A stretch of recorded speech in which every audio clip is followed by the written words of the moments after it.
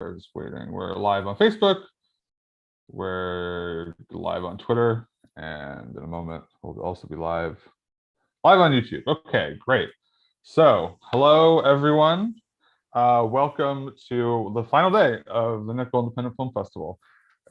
I can hardly believe it. Seems just like yesterday. We were getting started, and now we're wrapping up again.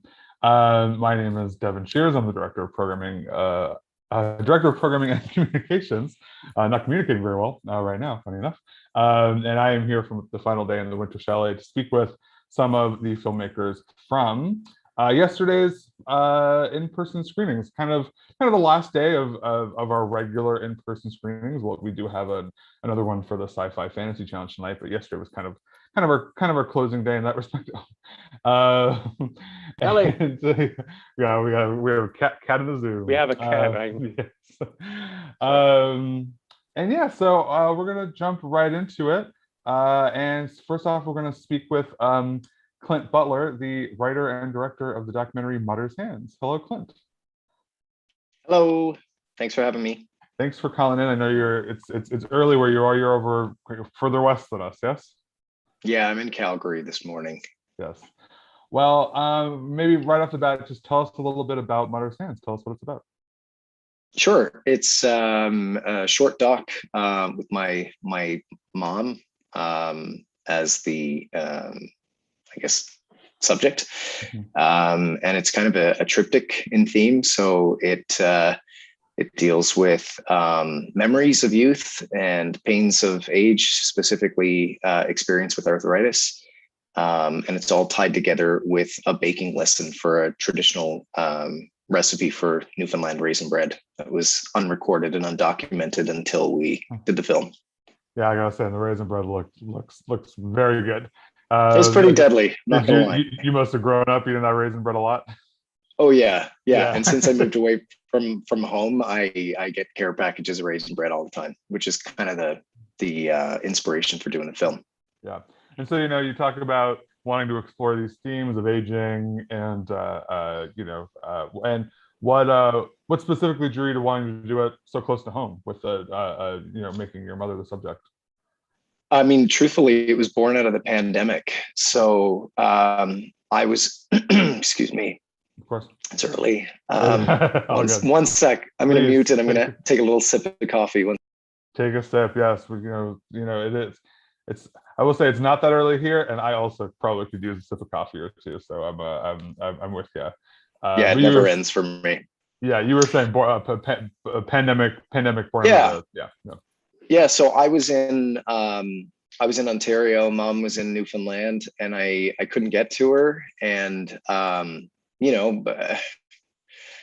listening to all these podcasts and just hearing sort of the experience for seniors, and a lot of seniors were isolated. Luckily, my mother had quite a bit of support around her, and she's mobile, but I missed her like crazy. And the last time she came to visit me, I asked her to make bread with me, and we spent an afternoon making bread and just laughing our asses off. And silly me, I forgot to record the recipe. So I think what happened, her arthritis over the course of the first year of the pandemic, her arthritis really worsened. I mean, the inspiration was her hands. We've always kind of joked about her hardworking hands. She's got pretty gnarly arthritic knuckles that have caused her grief for quite a long time. I personally think her hands are absolutely beautiful. And so anyway, I was looking at her arthritis getting worse. She suddenly was walking with a cane, which I knew was really bad because my mother has a lot of pride and always said that she would never. And so when it turned out that, she needed a cane and accepted it and was walking with a cane, I knew that her knee had, really gotten worse. At the same time, her eldest sister had been diagnosed with cancer and had to go through cancer treatments, and her eldest brother was diagnosed with a medical condition that was quite degenerative, and he was in really poor health, and I was away, and it really, really weighed on me. And Mhm. so I came up with this idea. I knew that, time was precious. And so I knew that as soon as it was safe enough for me to come back home and get a crew together. So what I started doing was interviewing her. So I started doing Zoom interviews and recording stuff and just asking her to share memories with me and just to kind of walk me through the recipe again. And it all kind of came together. I don't think I had it in my head initially that it was going to be this sort of triptych and theme. Mhm. But I thought, it would be a really great time capsule, not just for me personally and for the family, but also kind of a cultural time capsule, because Totally. there are so many recipes and so many women of my mother's generation, I think, that carry recipes, not groundbreaking recipes, but just things that have been passed on to them since they were children. And the whole time mom was sending me care packages of bread, right? Still making it with her hands. And that was kind of, how we kept tethered during that first year of the pandemic. So Mhm. yeah, that's how the idea was born. And then, we kind of developed it from there. And like one thing she talks so much about wanting to preserve or maintain things that she learned from her own mom. Was that a big part of it for you then? Then like continuing sort of that preservation within your own family. Yeah. I mean, Yeah. you know, I think for the first healthy chunk of my life, and I don't know that healthy is actually the right word to use in that regard, but I have not been a stickler for tradition for a very long time. Sure. And the older I get, the more I'm kind of leaning back towards it and seeing the value in it. Mm, Um, and yeah, I think, there's so much value in seniors and their stories and their lived experience. And I think there's something really powerful that happens when you start to see your parents outside the confines of their familial role, when you start to totally. see them Yeah. as people, right? And so, now that my mom she turned 75 on Tuesday, so this was a Mm, little bit of a birthday gift for her. Um, I think, she's having so much fun. She's in a really good place. She's reconnected with her own sisters in a way that she never really had the time for when she was younger, mm, Um, and so we have a lot of fun, and I try and capitalize on the time that we have to share memories and to talk and to laugh and to um, just sort of reflect a little bit on like her experiences then versus now and my experiences compared to. So I see the value in that. And I think there's a lot of value in trying to find a way to preserve that. Right. mhm. For me, I want to be able to make this bread. I want to continue to do it. I want to be able to eat this until I'm 75 and older. And the funny thing is that it's trial and error. I mean, Yeah. that's part Totally. of Yeah. Yeah. it's part of the humor, Yeah. is that I specifically gave her instruments to measure so that we could document it. And she says, "Oh, but Yeah. so she'll take a cup, but I mean, it's a Yeah. heaping cup, Yeah. right?" So, and she measures it in the palm of her hand. And that's something that just can't really be measured, but it's just so beautiful to watch, right? She's Mhm. made it so much that she knows how much to put in there. If I went to make bread tomorrow, it would be disastrous. But, but that's, I think, the joy in it, right? Yeah. So that's what I wanted to capture. And I love that youthful spirit, despite Yeah. her age and despite the pain. It's obvious. And I love that. Yeah. No, and it really comes through. She was at the screening last night. Have you She was, have yeah, you had a, have you had with a her chance to sisters. have you had a chance to speak with her since? How did she Well, enjoy she that was watching it actually up on the big screen? she was texting me a couple seconds ago. So we Yeah. haven't had a chance because of the time difference. Of We had a course. Yeah. very brief exchange last night. Yeah. Um, but it was just really, really nice. I mean, Yeah. I'm a little sad in my heart that I couldn't be there, but we actually screened at a film festival specifically for seniors and senior Oh, stories here very in cool. Calgary last weekend. So from Saturday to Saturday, we screened in Calgary and Newfoundland, and attended the one here, and mom attended the one there. So it was kind of a neat little week. But she went with her sisters, and she went with, like, her girlfriends, like her friends that she's been friends with since grade school, really. And they were all very, very proud to be there. And I made a concerted effort, I think, and I had certain conversations with mom as I kind of went through it, because it's so much footage, and so trying to kind of write or craft the story, and what was important to me, and I made a bit of an effort to not make it too personal. Sure. Like, obviously there are family photographs and there are certain things that needed to be there, but I took out the family name and I took out certain things because I wanted it to resonate with people, so that if they wanted to, they could kind of picture their own mother or their own grandmother there. Mm-hmm. And I've actually had feedback from people who've said the same thing, who've messaged me and said, my God, like, it just reminded me of baking cookies with my grandmother. And so to me, that I succeeded in that regard. Yeah. But it was just really, really beautiful for me last night to see a photograph of mom and her sisters, and her aunt, actually, my great aunt attended. And to see them standing there all in a line with smiles on their faces, because, there's a photograph of all the kids, back in the 50s. And so it was just really nice to kind of see that full circle moment. Well, we were so happy to make it happen. It's a really, really beautiful film. And thanks very much. And if you weren't able to make the screening last night, or you want to watch it again, it is available over at nickelfestival.com. Clint, thanks so much for having us. We really appreciate it. Thanks so much. Enjoy the rest of your day. You too. Okay, next up, we're speaking with Lauren Warr, the director of Look. Lauren, hello. How are you? Hi, how are you doing today? I'm doing great. That's great. All right. Just before, let me preface this saying, twice this morning my cat has jumped through the screen, which you used to. So just to be aware, if suddenly a black cat comes flying at the screen, don't panic. It could happen again. He's sitting out there waiting to pounce right now. But I would consider that good luck, if anything, if we saw a catch up there. Lauren, can you tell us a little bit about Look? What's it about? Look is the original idea for Look came from having the experience, which I think everybody has had, of sitting in a restaurant or sitting in a public place and looking at people, groups of people sitting around, companions, friends, lovers sitting around, and everybody is on their phone, right? Nobody is looking at the other person. So it was the original idea, and I had that idea right before the pandemic hit. And then the pandemic hit, and then that was the only way you could communicate. Yes. And so it was, that was the inspiration for the story.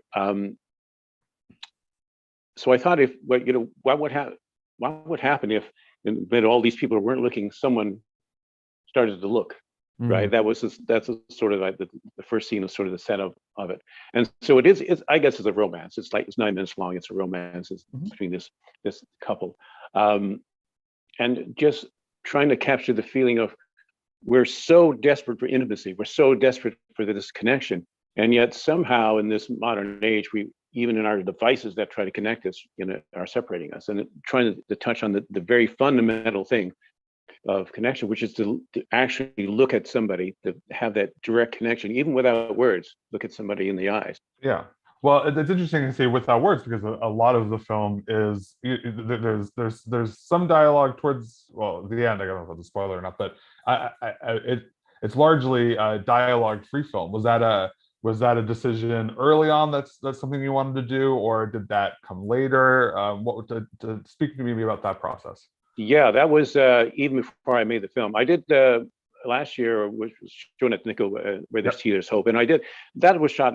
A lot of that was shot very visually, because it was one guy in his kitchen. He had nobody to talk to, so that of necessity, it sort of was like that.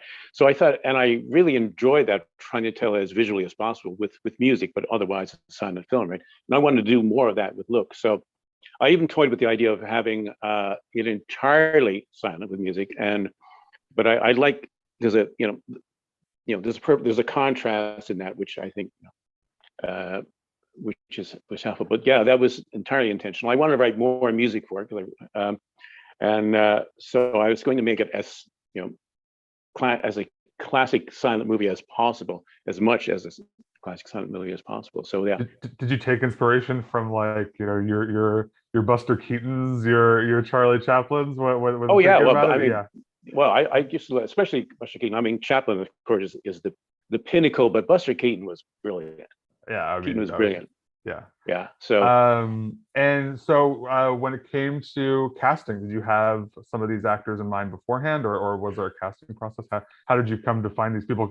Because it's so important that they have to communicate so much with their body or the look. Yeah, tell me a little bit about that process. yeah.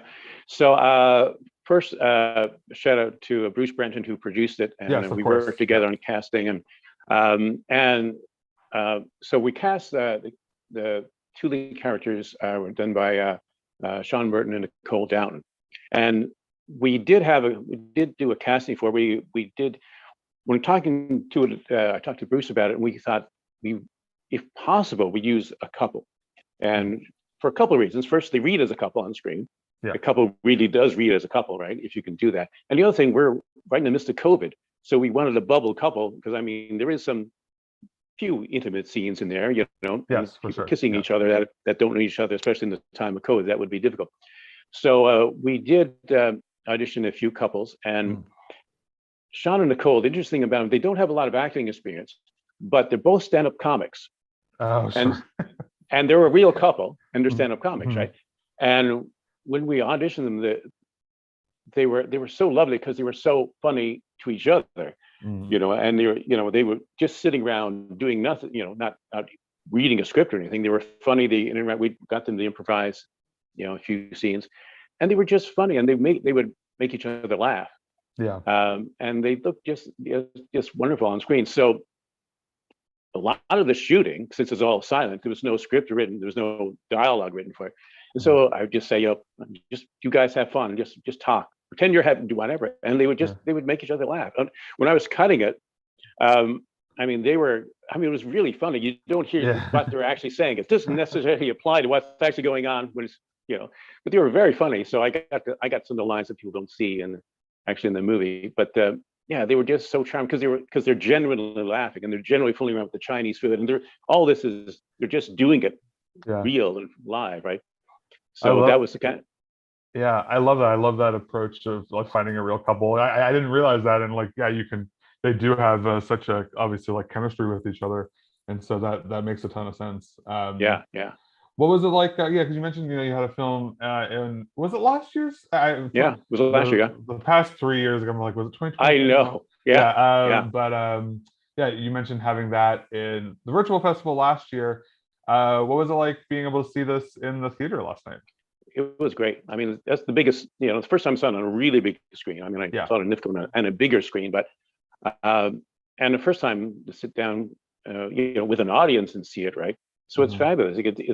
It sort of feels complete in a way. If it goes online, it's great, but you'd never see anybody watching it. Somebody out there is watching it, right? But you're not part of it. But if you can sit down in theater and watch it on a big screen with other people, it's fabulous. So yeah, I mean, I think it also kind of speaks to like the message of your film, about like being present, being in a moment, and being in like an actual room with space with people. What do you hope people take away from the film? I hope. Well, first to enjoy it, and obviously, but I wanted to frame it. I mean, it's a simple message that we just to connect. And it doesn't mean talking. It doesn't mean there's nothing specific about it other than and the title comes up look, and it comes up look at the end, and it just to actually try to legitimately connect and look at people, try to see people, right? That's the people that you love, and always try to see them, and there's a temptation too, and it happens in all relationships. And at some point you stop looking. The relationships break up because you stop seeing the other person. Really, you stop seeing them as they are, right? And that's the theme of the movie. We really need just look, just be aware of the other person. Just be aware.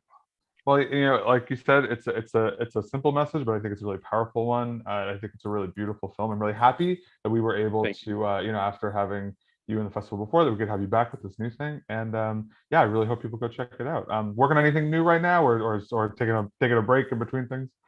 Well, churning up ideas. That's what I'm doing. I'm thinking what I'm going to do next. I have a few ideas. I'm not sure what I'm going to do. That's the most fun. That's the Yeah, that's the best part, is just sitting around and dreaming about. Absolutely. You Yeah, can think as much as you want, right? Yeah. You don't have to have a budget to think. It's fine. Exactly. Yes. Yeah. So it's so that's what I'm at right now. So well, yeah.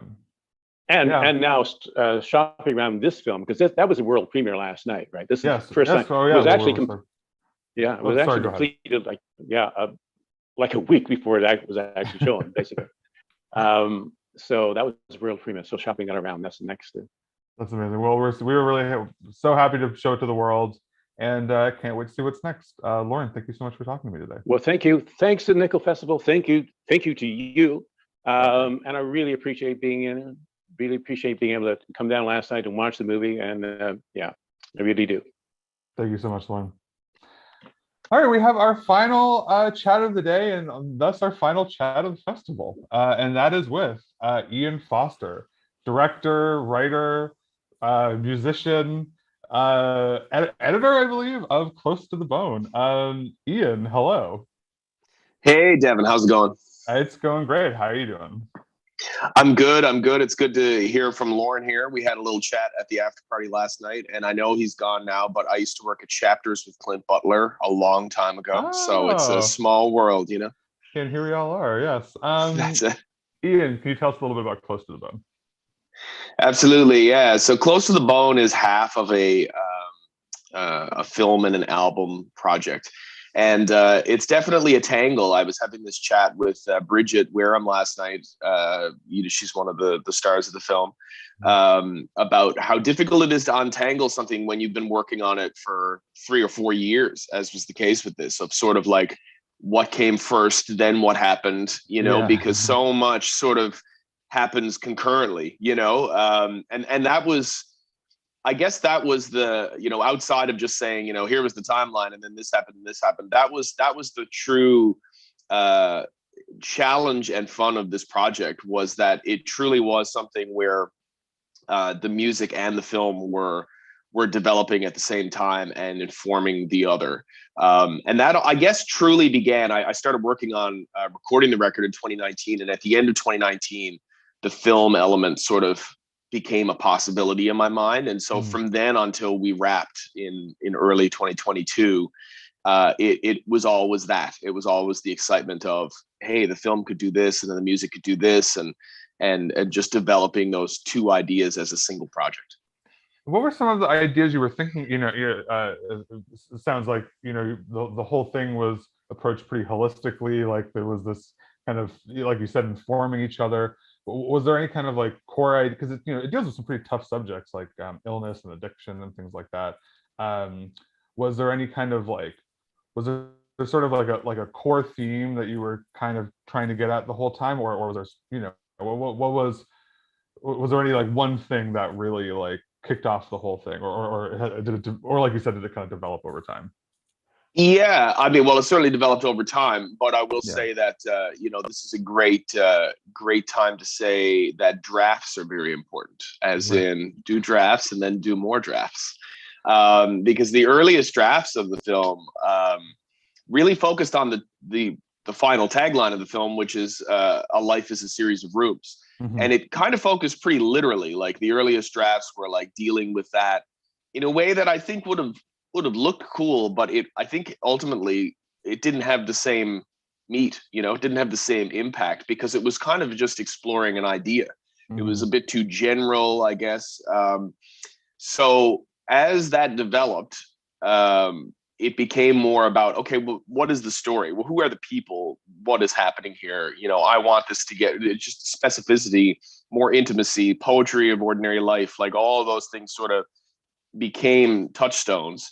And a lot of it is a fictionalized version of some family history stuff, just stories that I was being told from my mother's side of the family. She cared for her mother when she was quite young. She was, 16 years old, carrying her mother up over the stairs. Her mother suffered from rheumatoid arthritis at a time when there were not the treatments that are available now.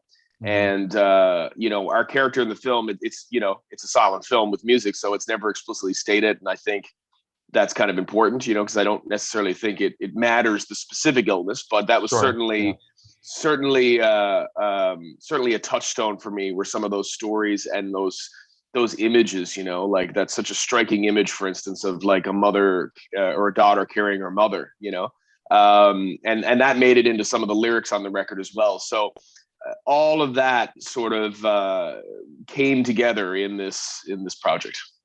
There's certainly some very, very striking imagery in it. What was, developing the look of the film, the visual language of the film? What was that like? Did you have like specific images in your head, or things like that? How did that come around? Yeah, I knew that particular image that we just talked about, the carrying up the steps, that was that image was in my head for the majority of the record. I mean, it's referenced in the final song, "Curve in the Road," that's in the film, and I knew that had to be one of the moments where a lyric was explicitly on screen. As someone who's made music videos for other artists and has scored films, I'm very much about subtext. I think. I really try to not make the image on the screen what you hear in the words of the song. I always think that's a little flat. You know what I mean? You've gotta make it a bit more than that. So, trying to but make I a think conversation between the two almost. Exactly. Yeah. But I do think that it's sometimes when it is the text as opposed to the subtext, if that's just popping out occasionally, then it's impactful. That's a powerful moment, definitely. Yeah. You edited the film too, right? Was that correct on that? I did, yeah. I find that really interesting, in that,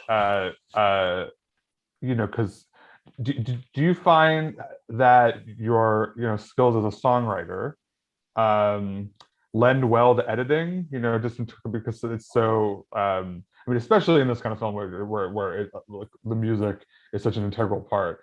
But just thinking about like pacing and rhythm and things like that, did you find your experience as a musician helped in the editing room?